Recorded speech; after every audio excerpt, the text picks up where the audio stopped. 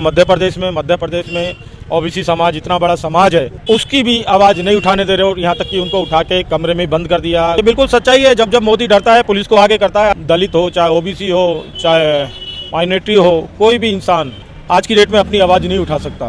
तानाशाही, एक तरह के तानाशाही है। धिक्कार है ऐसी सरकार पे।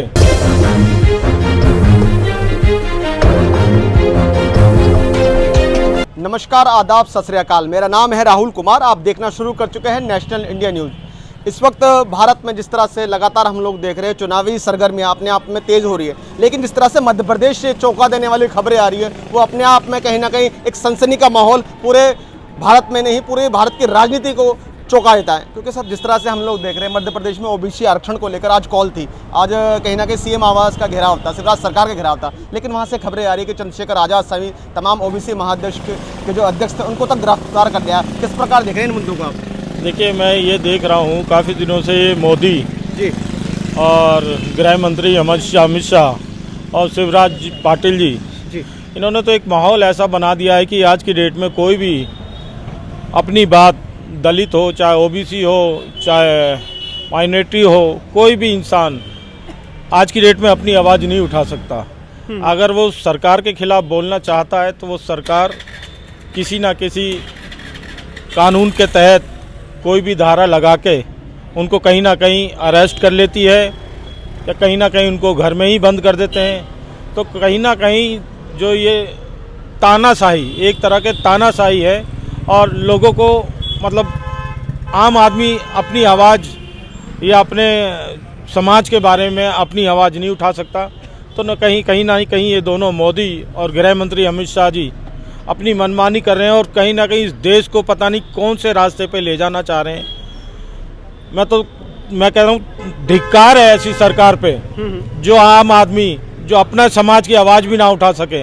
अगर समाज की आवाज़ उठाने की कोशिश करता है तो कहीं ना कहीं उनको उठा के बंद करा जाता है। जैसा कि आज देखा मध्य प्रदेश में ओबीसी समाज इतना बड़ा समाज है, पूरे ऑल ओवर इंडिया में इतना समाज है, उसकी भी आवाज़ नहीं उठाने दे रहे हो। यहाँ तक कि उनको उठा के कमरे में बंद कर दिया, घर में ही होम अरेस्ट कर दिया, कई नेताओं को घर से निकलने नहीं दे रहे।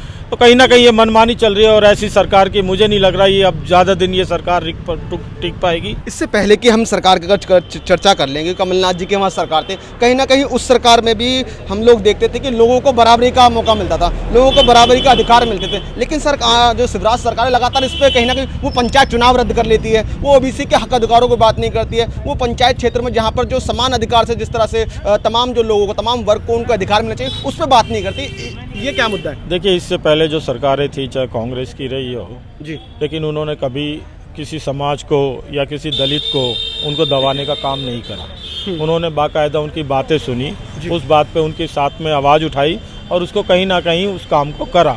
लेकिन ये जो सरकार है, ये आवाज़ बिल्कुल अपने समाज की या किसी की भी आवाज़ अपने ऊपर उंगली उठवाना नहीं चाह रही। कोई उनके ऊपर उंगली उठाता है तो सीधा यही समझो कि इनकी उंगली तोड़ दी जाएगी या उनको उठा के इनको जेल में बंद कर दिया। तो सर, क्या ये हम ये मान लें, जब ये सरकारें डरती है, पुलिस तंत्र को आगे करती है, ये मान लें क्या हम लोग? ये बिल्कुल सच्चाई है। जब मोदी डरता है पुलिस को आगे करता है। आज ये नारा चल रहा है पूरी दिल्ली में, पूरे ऑल ओवर इंडिया में। ये सच्चाई है। जब मोदी डरता है पुलिस को आगे करता है, क्योंकि इनके पास वही रूप है। बिल्कुल आंदोलन होना था, प्रोटेस्ट होना था, तो सभी नेताओं को, तमाम ओबीसी नेताओं को गिरफ्तार करके बिल्कुल। शिवराज सरकार भी मोदी के मंत्री हैं, तो कहीं ना कहीं वही है कि भाई मोदी है तो वही कहने ना, पुलिस है, पुलिस उन्हीं के कहने पे चल रही है। तो अगर आपको पसंद आया हो तो इसे लाइक करें, कमेंट करें, शेयर करें, और हाँ, हमारे चैनल को सब्सक्राइब करना ना भूलें, ताकि देश विदेश से जुड़ी खबरें आप मिस ना करें। क्योंकि कोरोना काल में 2 गज दूरी, मास्क है जरूरी। नमस्कार।